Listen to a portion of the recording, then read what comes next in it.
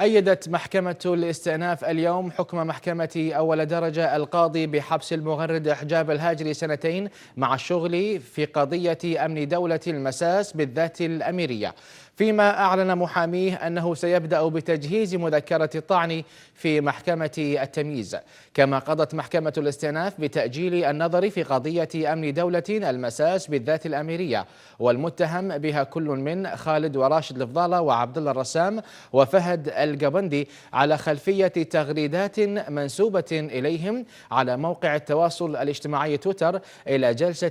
13 من نوفمبر المقبل. ومن جهة أخرى قضت محكمة الجنح المفوضة اليوم بتأجيل النظر في قضية الاشتراك في تجمهر والمتهم بها عدد من النواب السابقين لجلسة 6 من نوفمبر المقبل.